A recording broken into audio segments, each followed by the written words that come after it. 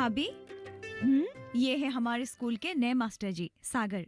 नमस्ते मास्टर जी। नमस्ते। आपके बारे में तो बहुत सुना है और निकिता तो जब देखो आप ही का नाम लेती रहती है। अरे वाह निकिता, क्या कर रही हो? ड्राइंग बना रही हूँ। अच्छा, आपकी बेटी की चित्रकला बहुत सुंदर है, उसमें बहुत ही हुनर है। बस चित्र बनाने का शौक है, इसलिए जब देखो तब चित्र ही बनाती रहती है। अच्छा आप लोग बैठिए, मैं नहीं चाय नहीं बना के नहीं, लाती उसकी हूँ। कोई जरूरत नहीं है। अरे जरूरत कैसे नहीं है, अब पहली बार हमारे घर आए, बिना चाय पिए आप जा नहीं सकते। बैठिए, बातें करो तुम दोनों। हाँ, बैठिए। क्या बना रहे हो? ड्राइंग।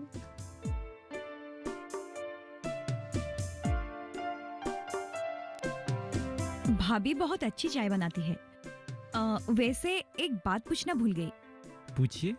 दीपक के वहाँ आपको खाने पीने में कोई तकलीफ तो नहीं हो रही है ना? नहीं नहीं, दीपक तो मेरा जरूरत से ज्यादा ख्याल रखता है। लेकिन मैं आपसे एक बात पूछूं? हाँ, पूछिए। दीपक ने मुझे आपके परिवार और गांव वालों के बीच में जो कुछ हुआ था उसके बारे में मुझे बताया। आप एक पढ़ी लिखी लड़की होने के बावजूद ये अत्याचार क्यों सह रही है? आप इसका विरोध क्यों नहीं करती? मैंने बहुत कोशिश की, लेकिन गांव वाले समझने को तैयार ही नहीं है।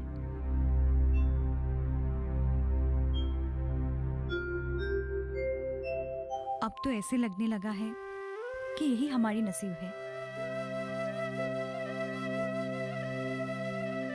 नसीब पर सब कुछ छोड़कर बैठ जाना, ये तो कोई समझदार महिला को शोभा नहीं देता। गांव वाले अनीतिपूर्ण कार्य कर रहे हैं, लेकिन इसका मतलब ये तो नहीं कि हम लोग चुपचाप बैठ जाएं। और जहां तक बात है मुरारी जी की, तो उन्हें सही गलत की समझ दिलवाना बहुत ही ज्यादा जरूरी है।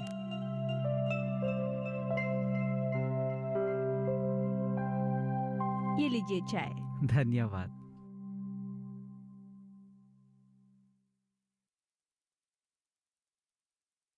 अरे वाह, चाय आपने इतना बढ़िया बनाया है। आपके हाथ में तो सचमुच जादू है। क्या बढ़िया चाय बनाया है आपने। धन्यवाद।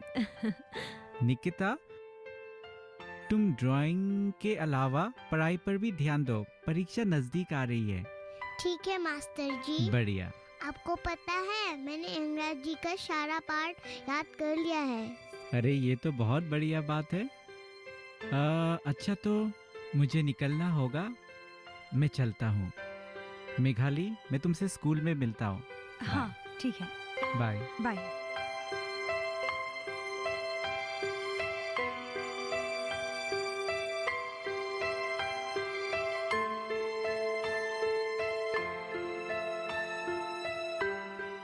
लड़का तो मुझे बहुत अच्छा लगा।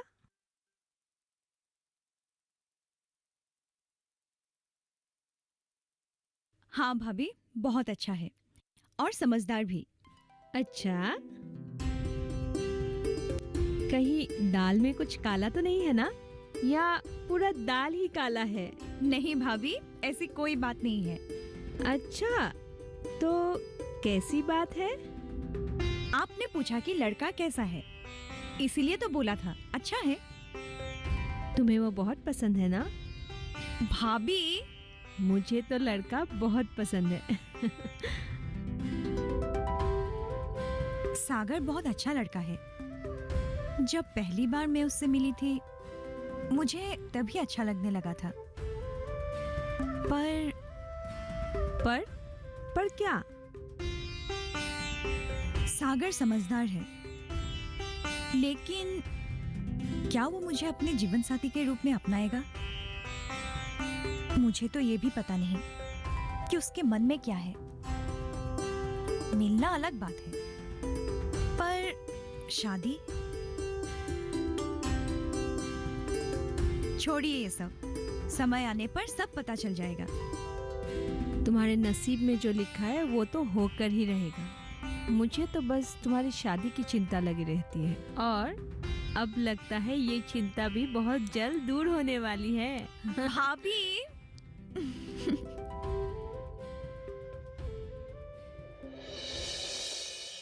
तो ये बात है।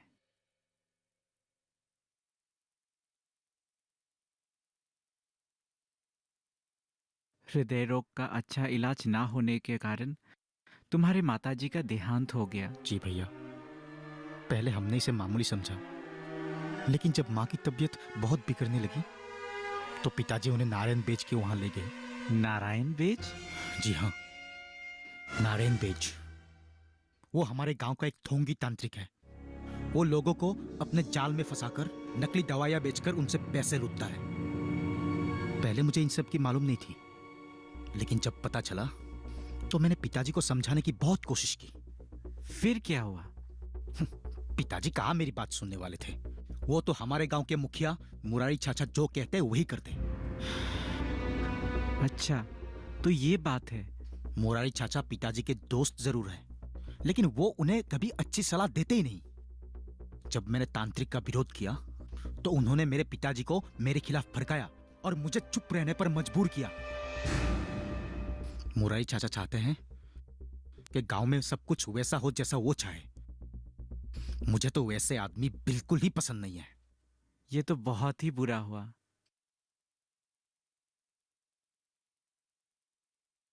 लेकिन तुमने सरकार दिए जाने वाले स्वास्थ्य सुविधाओं का लाभ उपयोग क्यों नहीं किया? कैसी स्वास्थ्य सुविधाएं? सरकार आजकल स्वास्थ्य सुविधाओं के अलावा कई अभियान व योजना चला रही है। अच्छा, ये तो बहुत अच्छी बात है। हाँ, इन्हीं अभियानों के बीच अभियान है जिसका नाम है अटल अमृत अभियान। हाँ। जिसके हेतु कई रोग जैसे कि कृक रोग, हृदय रोग, वृक्क रोग, नर्म की समस्या और जलन का रोग का उपाय किया जाता है। भैया, ये तो बहुत अच्छी बात है। मुझे इन सब के बारे में बिल्कुल जानकारी नहीं थी और ना ही हमारे गांव वालों को है। आप एक काम कीजिएगा, आपको जब भी समय मिले हमारे गांव वासियों को इन सब के बारे में बताइएगा। ठीक है। ताकि मेरी माँ की तरह किसी और की जान न गंवानी पड़े।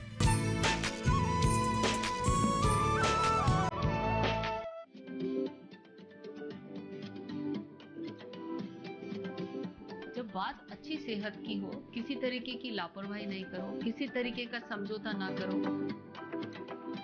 ना बरतें लापरवाही, लक्षणों को पहचानें और लें डॉक्टर की सलाह।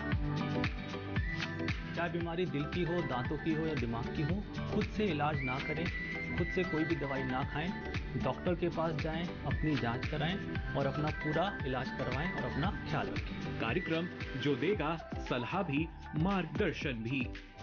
मोबाइल उठाएं, नंबर मिलाएं 1800113060 या 1800113061।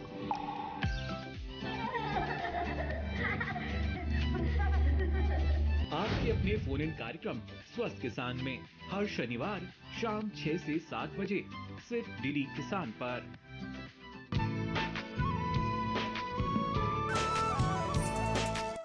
तुम ठीक कह रहे हो। मैं गांव वालों को अवश्य इन योजनाओं के बारे में जरूर बताऊंगा। ठीक है भैया, मुझे ऐसा लग रहा है कि भगवान ने आपको यहाँ अंधविश्वास दूर करने के लिए भेजा है। अगर मैं जैसा सोच रहा हूँ वैसा हो जाए तो हमारे गांव से बीमारी एकदम मुक्त हो जाएगी और चारों तरफ खुशहाली छाई रहेगी। तुम सही कह रहे हो। हम गांव वालों को ये सारी योजना और अभियान के बारे में जरूर बताएंगे। मुरारी के खिलाफ गांव में कोई कुछ क्यों नहीं बोलते? कौन बोलेगा और क्यों? एक तो वो गांव की मुखिया है और दूसरी बात, गांव के लोग उस पर आंख बंद करके भरोसा करते हैं। लेकिन उसने जो तुम्हारे परिवार के प्रति गांव वालों के दिमाग में जो विचारधारा बनाई है, उसके लिए तुम्हें कुछ तो करना चाहिए। मैंने शुरू में बहुत कोशिश की पर कोई फायदा नहीं। गांव के लोग बात को समझना ही नहीं चाहते हैं। लगता है अब मुझे ही कुछ करना होगा, वरना ये मुरारी चाचा अपने हरकतों से बाज नहीं आएगा। गांव वालों को समझना होगा कि तुम्हारे भाई से जो गलती हुई है उसकी सजा तुम्हारी भाभी और तुम्हारे भतीजी को देना सही नहीं है। गांव में रहने देना ही सब कुछ नहीं होता। अब तुम्हें और तुम्हारे परिवार को उचित सम्मान मिलके ही रहेगा। पर ये होगा कैसे? मैं समझाऊंगा उन्हें। आपको क्या लगता है, आपके समझाने से वो समझ जाएंगे? आप बस देखती रहिए कि मैं क्या करता हूँ।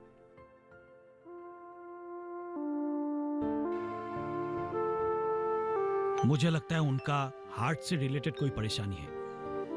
लेकिन चिंता की कोई बात नहीं है। मैंने कुछ दवाई लिख दिया है, वो जल्दी ठीक हो जाएंगे। पर हृदय रोग में तो काफी इलाज करवाना पड़ता है।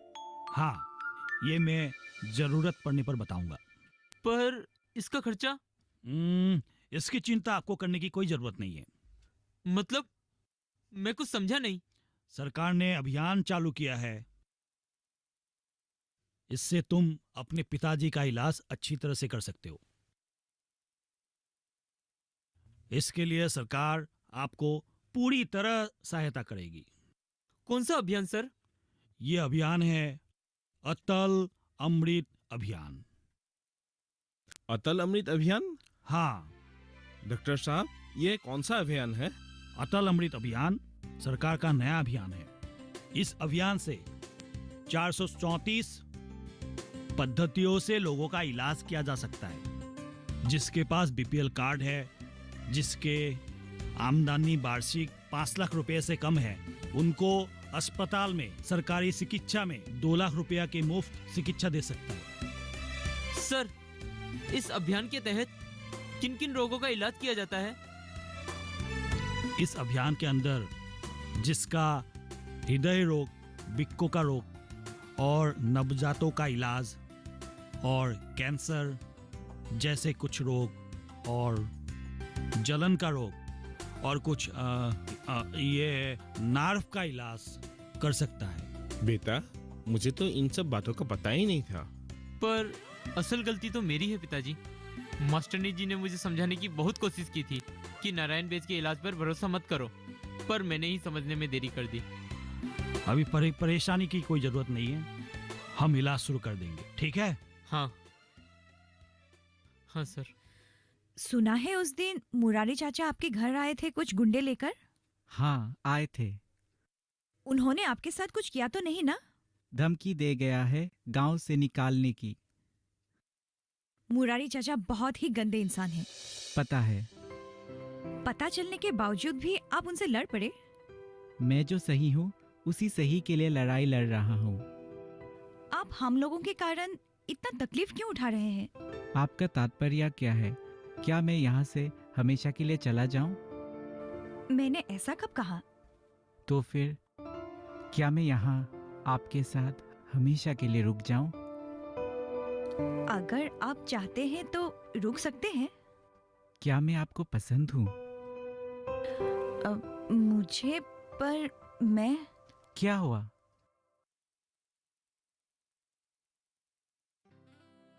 आपको तो पता ही है, गांव वाले हमारे परिवार के बारे में ना जाने क्या क्या बोलते हैं। मैं ये सब नहीं जानता।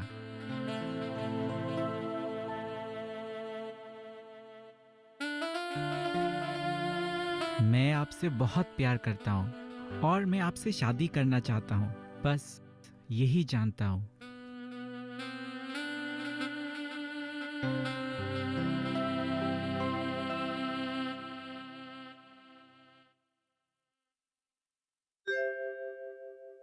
आंटी जी, ये लीजिए, पानी पी लीजिए।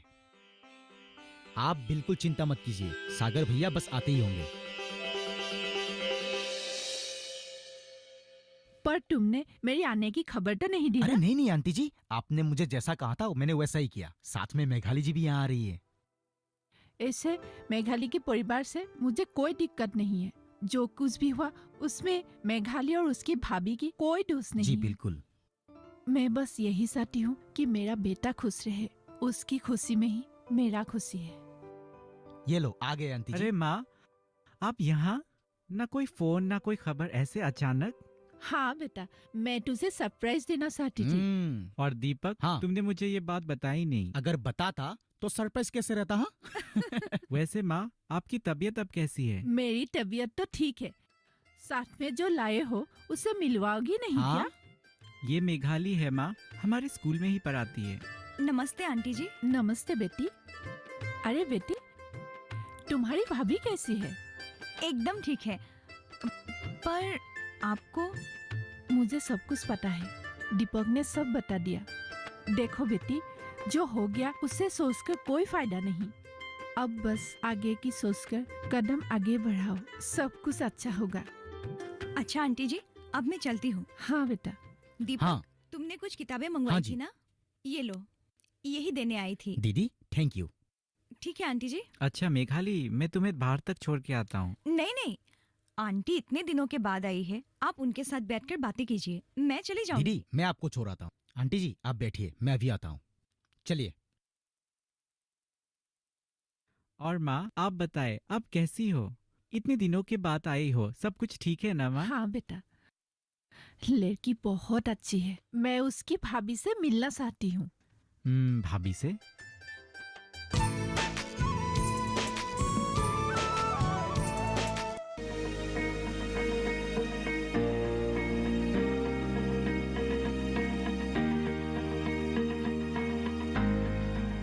घर के बगिया में छिपा है सेहत का खजाना। टेरेस गार्डनिंग से बनेगा घर ब्यूटीफुल और हेल्दी। क्यों ना गार्डन में उगाएं अपने फल फूल और सब्जियां, जिससे सेहत भी बने और छत की बगिया भी खिली खिली रहे। देखिए छत पर बागवानी, शनिवार सुबह 9 बजे सिर्फ दूरदर्शन किसान पर।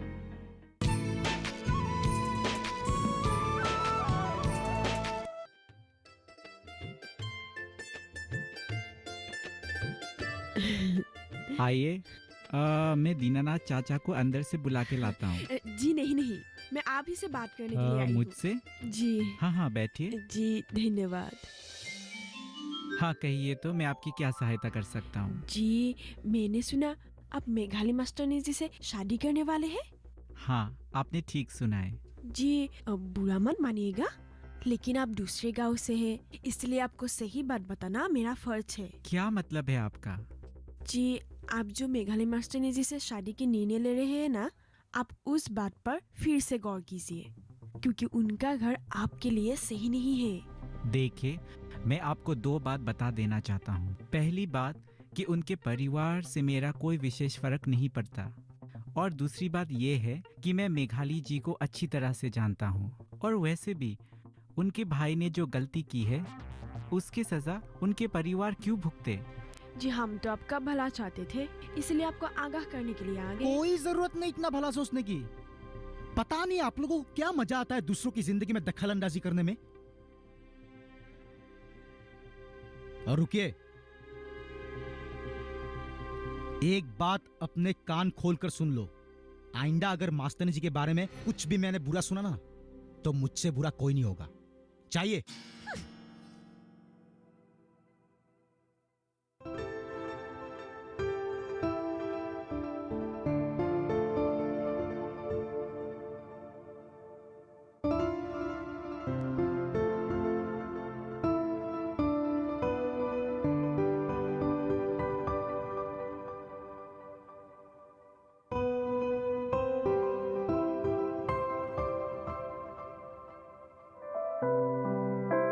आइए मुरारी जी। हाँ मास्टर जी, नमस्ते। नमस्ते मुरारी जी। और बताइए, हमें किस लिए बुलाया गया था? मैं आज आपको HIV एड्स के बारे में बताने के लिए बुलाया हूँ। मैं तो इसके बारे में सब जानता हूँ। क्या आपको पता है एड्स कैसे फैलता है? नहीं, और मुझे वो सब जानने की कोई जरूरत भी नहीं है। क्यों? हम में से किसी के साथ अगर ये बीमारी हो जाए तो क्या करोगे आप? कैसे संभालोगे अपने आप को और अपने परिवार को? हाँ, ये बात तो सही है। ठीक है, आप ही बताइए इसके बारे में। एड्स एक ऐसी बीमारी है जो छूने से, हाथ मिलाने से, खेलने से या फिर साथ में खाना खाने से नहीं फैलता। क्या सचमुच? हाँ, HIV एड्स के रोगी आम लोगों की तरह अपना जीवन व्यतीत कर सकते हैं। बस जरूरत है कि वो सही समय पर दवाइयाँ लेती रहे।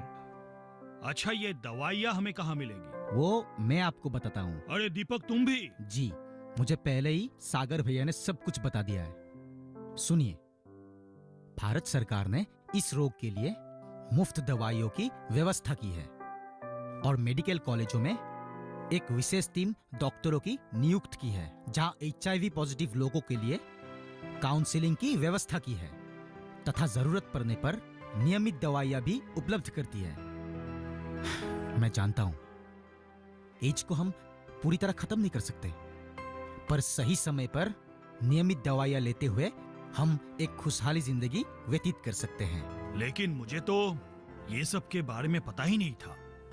अब आप बताइए मुरारी जी, मेघाली और उनके परिवार के साथ हम जो बर्ताव कर रहे हैं, क्या वो सही है? हाँ मुरारी जी, अब बोलिए, क्या ये बात सही है? हाँ, सही मायने तो हम लोग ने बहुत ही बड़ी गलती की है। दीनानाथ, सही जानकारी ना होने के कारण बेचारी उस मास्टरनी और परिवार के ऊपर हम लोगों ने बहुत ही अत्याचार किया, बहुत ही नाइंसाफी की। हो सके तो हम लोगों को माफ कर दीजिए। आपको जो सही गलत की समझ आ गई है, तो उससे और बड़ी बात क्या हो सकती है? मैं अपनी बेटे सागर के लिए आपकी ननद की हाथ मांगने आई हूँ। मुझे मेघाली जैसी सुंदर पढ़ी लिखी बहू की ही तलाश थी। अगर आपकी कोई तकलीफ ना हो तो मैं अगले महीने उन दोनों की शादी करना चाहती हूँ। तकलीफ किस बात की? ये तो मेरे लिए बहुत खुशी की बात है। पर क्या? आपको शायद हमारे परिवार के, मतलब मेघाली के भाई के बारे में पता नहीं होगा। मुझे सब पता है। पता है? फिर भी आपकी पति ने जो गलती की है उसमें आपकी और मेघाली का कोई दोष नहीं है। पर गाँव वाले क्या कहती है, क्या सोचती है, उसमें मुझे कोई फर्क नहीं पड़ता। मैं बस यही चाहती हूँ कि जल्दी ही मेघाली मेरी घर की बहू बन जाए। आज आपने ये बात कह के मेरी सारी चिंताएं दूर कर दी। भगवान का लाख लाख शुक्र है जो मेघाली को सागर जी जैसे पति और आप जैसी ममतामयी सास मिल रही है। मैंने तो सपने में भी कल्पना नहीं की थी।